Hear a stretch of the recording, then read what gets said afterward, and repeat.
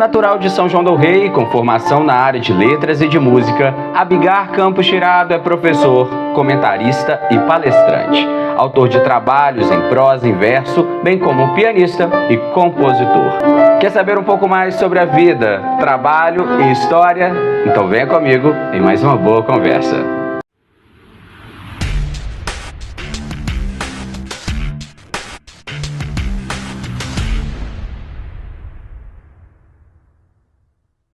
E a nossa boa conversa de hoje é com o professor Abigar Campos Tirado. Para começar, introduzir a nossa conversa, Abigar, fala pra gente, em poucas palavras, quem é o Abigar? Eu sou filho de Antônio Tirado Lopes e Águeda Campos Tirado, e professor durante muitos anos, lidando com línguas, e sou em música. Tem sido uma dedicação minha muito grande, desde criança. Nós vamos falar sobre isso, né?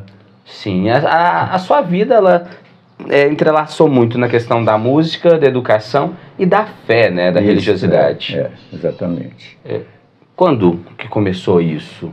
Olha, de religiosidade você está falando? Sim. Em criança pré-adolescente, eu fui coroinha em São Francisco, no convento. Então, fui educado também pelos frades franciscanos. Então, eu tive sempre muito contato com a religião, né? Desde criança. E aí, nesse momento, também vem introduzido a sua paixão e vocação pela música? Pela música, desde os 5 anos de idade. Eu estava no Jardim da Infância, no João dos Santos, naquela época, tinha Jardim da Infância, e eu ouvia uma música, e aquela música foi bem tocada na ocasião, até inclusive a ocasião da guerra, sabe? Era um hino chamado Vitória, Vitória, Vitória, até hoje, assim. E eu cheguei em casa, cheguei no piano, comecei a tocar, tirar as notas com 5 anos de idade. Então, já tinha um piano na sua casa? Tinha, mamãe era pianista. Ah, então uma inspiração de família. Mamãe, inclusive, em solteira, era pianista do cinema mudo, no teatro, era profissional mesmo. E ela sempre deu um apoio enorme nessa questão musical, né? Ensinando, e ouvindo, criticando quando precisava, né? Então, um dom é uma herança familiar. Meus irmãos, quase todos, tocam alguma coisa. Praticamente todos. E aí, no decorrer da sua vida, o senhor foi, né, trabalhando, associando a música também com religiosidade. Isso. Eu, como aluno do Colégio Santo Antônio, né, aos 11 anos, eu entrei para o coro do Colégio Santo Antônio. E dizia que eu tinha uma voz muito boa, então eu fazia solos, etc. E realmente me entusiasmei muito pelo coro. E continuando com o piano. Mas o meu entusiasmo pelo coro foi tão grande que eu fui até relaxando um pouco com o piano. Quando eu era adolescente, com 15 anos mais ou menos, voltou aquela paixão pelo piano, muito maior, né? E de lá para cá tem sido realmente uma constante, né? A dedicação ao piano. E aí a gente falar de música, falar de religiosidade. Pois é, a religiosidade. Essa questão do coro, nós cantávamos, né? As missas todas, não é mesmo? As missas dominicais, as missas solenes. Então, um contato muito grande com a religião, através dos frades também, que eram muito amigos aqui de casa, estão sempre aqui. Então, a religiosidade vem daquela época também. E que foi perpetuando no trilhar da sua vida, né, Abigar? Exatamente. E o latim, que é uma marca registrada sua, né? As pessoas veem o senhor, principalmente nas celebrações, Semana Santa, traduzindo o latim, explicando às pessoas. Ele também veio acompanhando você? O latim, na verdade, antigamente fazia parte do currículo escolar. Então, com 11 anos, né, a gente começava a estudar latim no ginásio. E com o coro também, que a gente cantava muito em latim, eu fui começando a minha paixão pelo latim também. Eu tinha um grande amigo, Frei Geraldo de River, que era um grande latinista. Aí, quando a gente fazia piqueniques, essa coisa, todo momento eu estava sempre perguntando alguma coisa a ele, sobretudo de latim. Então eu sempre me dediquei muito. E essa dedicação, assim, rende muitos frutos, né? O senhor, além de manter viva, né, essa tradição de São João del Rei, o senhor também incentiva muitas pessoas. E aí vem aí uma pergunta que eu queria falar com o senhor, o trabalho paralelo à questão das vocações. O senhor está lá na formação do seminário há anos já, né? Desde 1988. Eu comecei, inclusive, não começando dando latim, não. Comecei dando inglês e música, porque eu sou professor de inglês também, em português. É inglês e música, mas quando o professor Geraldo foi fazer mestrado em São Paulo, ele ia ficar 2 anos, e ele dava latim. Aí não pôde continuar, o diretor ia chamar até parece uma freira, não, nesse caso eu dou latim. E eu comecei substituindo o professor Geraldo e até hoje estou. E nesse período, muitos aprendizados e muitas vocações, né? Exatamente. Muitos alunos lá do início, hoje já são padres. Realmente tem uma grande quantidade de padres que foram meus alunos no seminário. O senhor Geraldo, por exemplo, né? E muitos outros padres. Desde 88, né? Os mais antigos, vamos dizer assim, da primeira turma, Padre Nélio, Padre Bolivar e outros. Da primeira turma de 88. E o senhor ainda dá aula até hoje, né? Até hoje. Hoje ensinando latim. Só que nesses 2 últimos anos, como eu tive uns problemas de saúde, que eu fui operado, os alunos estão vindo aqui, em vez de eu ir lá. Eles estão vindo aqui em casa. Mas a aula ainda mais. Mesma coisa. E agora há pouco eu citei, Abigardo, um trabalho muito bonito que o senhor tem aqui em São João do Rei, que é ser comentarista sacro. Acho que são poucos os lugares que tem um comentarista sacro. E um comentarista tão bom aqui que tem em São João como o senhor. E como que começou essa atuação? Porque o senhor tem um papel fundamental durante a Semana Santa. Porque para aqueles que não são tão entendedores do latim, ou até mesmo das tradições e celebrações da nossa cidade, ter alguém no meio de uma celebração para falar o que está acontecendo, explicar as ações, explicar o rito, é fundamental, é importante. O olhar da pessoa é outro. Na Semana Santa, antigamente, o comentarista não ficava no púlpito, ficava lá dentro, eram padres, não é? E só para as rádios, não falavam para a igreja. E o Monsenhor Paiva teve essa ideia de falar para dentro da igreja também.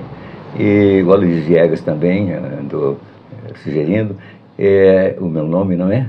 Aí ele me convidou para fazer o comentário da Semana Santa, já no púlpito, dirigindo também aos que estavam presentes, não só os que estavam nas rádios, não é? Então Isso eu comecei foi quando? 1993. Então o senhor já também realizava o trabalho lá com os seminaristas, né? Com os seminaristas, sim. E lá na Semana Santa, de 81 até 96, eu cantava também lá no Lamentações. No ofício de trevas. E aí passei para comentarista, né? Sendo que o primeiro ano de comentário ainda fez as duas coisas. Eu fui lá, cantei e ainda voltei para o púlpito. E aí vem também a participação ativa do senhor, principalmente no ofício de trevas, né? Sim. Ver reportagens, ver qualquer corte do ofício de trevas, tem a figura do Abigar associada, né? Eu mesmo, no meu TCC, meu trabalho sobre o ofício de trevas, era consultar com o Abigar. Eu acho. E aí, como que o senhor vê isso? A figura do senhor entrelaçada com uma tradição tão rica de nossa cidade. Eu sou um grande admirador da tradição, sobretudo São João do Rei, que a tradição aqui é vida. Diferentemente de outras cidades, que às vezes voltam com certas tradições, mas uma coisa mais de exibicionismo, não de vivência. Em São João, toda a tradição é vivida profundamente, com toda a autenticidade de vida, né? Então eu vejo a tradição assim, eu admiro e respeito muito a tradição e fico orgulhoso como são joanense de ver que a nossa tradição aqui é vida. E agora, completando 85 anos, é ver também uma vida, né? Nessa dedicação e envolvida também com a cidade. Exatamente. Eu sempre fui muito bairrista. Eu lembro quando eu tinha 11 anos, eu escrevi um artigo para a Folha de Minas Infantil de Belo Horizonte sobre São João do Rei. Foi publicado, etc. Eu tinha sempre paixão por São João do Rei, desde criança. E o senhor sempre morou nessa casa? Não, eu nasci na casa ao lado de São Gonçalo, até 12 anos nós morávamos lá. Aí meu pai construiu essa casa, nós mudamos para cá quando eu tinha 12 anos. E de 12 anos para cá? Sempre aqui. Não sei quando eu estudava fora, né? Eu estudei em Ouro Preto, estudei em Belo Horizonte, né? Logicamente como interno. Interno em Ouro Preto, em Belo Horizonte era pensionato. E nesses estudos o senhor sempre se dedicou tanto para a música quanto para letras, né? Exatamente. Depois, quando eu terminei o científico, chamado de científico, eu fiz o vestibular e fui para a Faculdade Salesianos, que eu fiz letras anglo-germânicas. A gente estudava, além de outras coisas, o português, inglês, latim, alemão. Então eu me formei em letras, né, nessas línguas. E a questão da musicalidade, tem muitas composições do senhor, né? Sim, eu comecei a compor, até por coincidência, ontem eu, procurando algumas músicas, eu achei as primeiras composições minhas escritas quando eu tinha 15 anos. 15 anos, as primeiras? Lógico.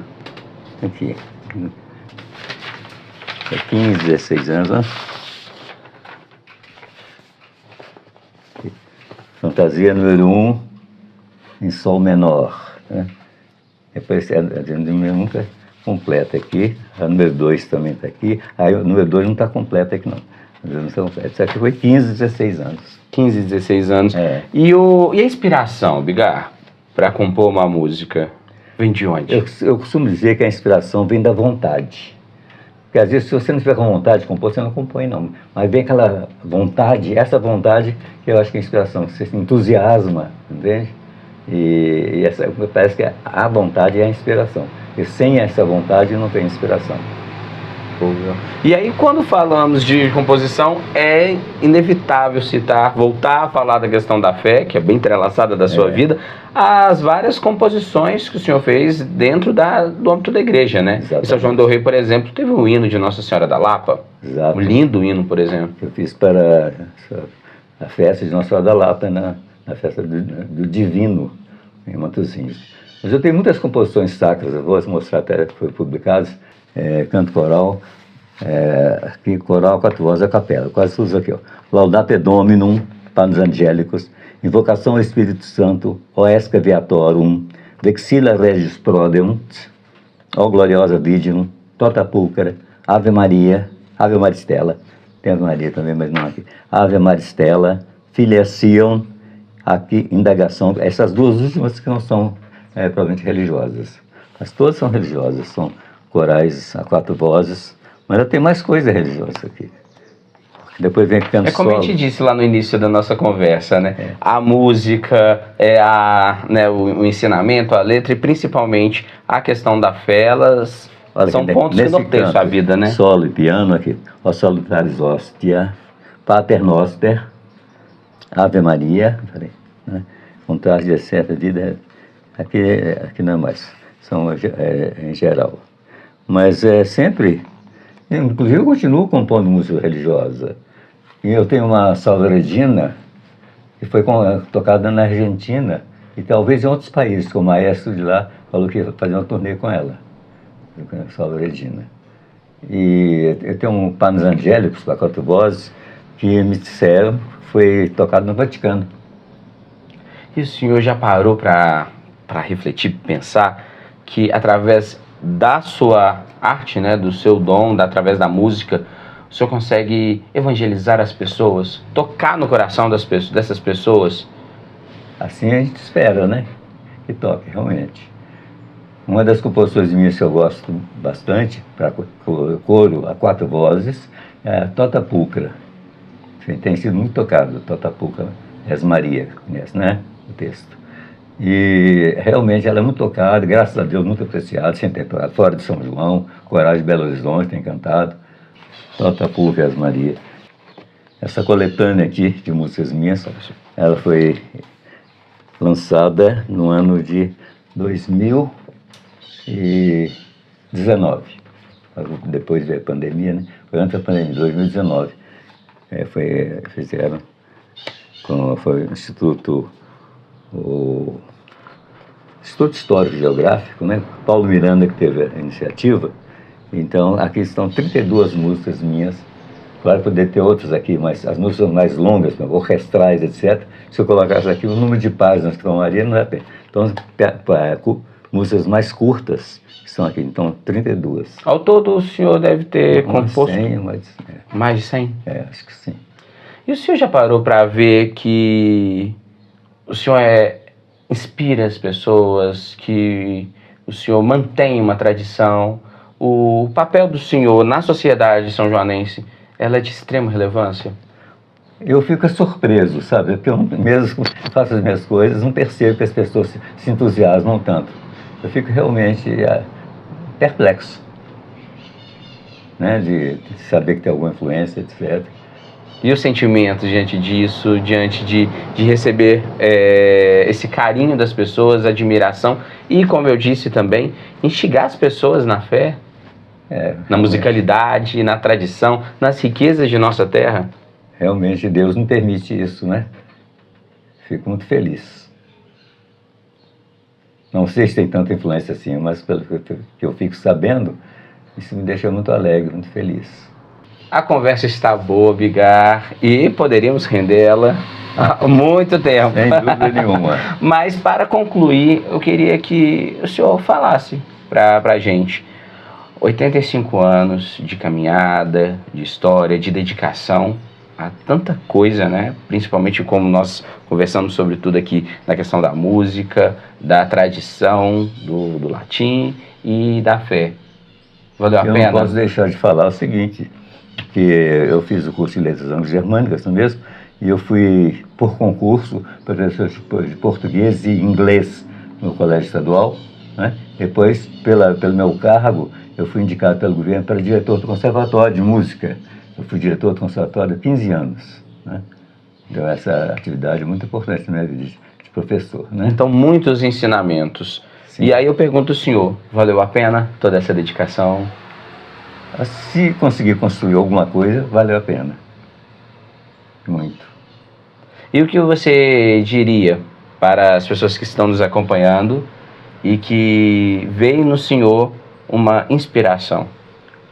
Como digo, eu fico muito assim, muito satisfeito e acho que não mereço isso tudo. A gente vai fazendo as coisas, de repente vem esse reconhecimento todo e eu fico assim perplexo, como eu falei, porque eu não percebo eu mesmo que estou fazendo tanta coisa boa que algumas pessoas dizem, né?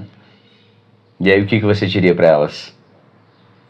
Que cada um siga a sua vocação com amor, com entusiasmo, com fé em Deus, não é mesmo?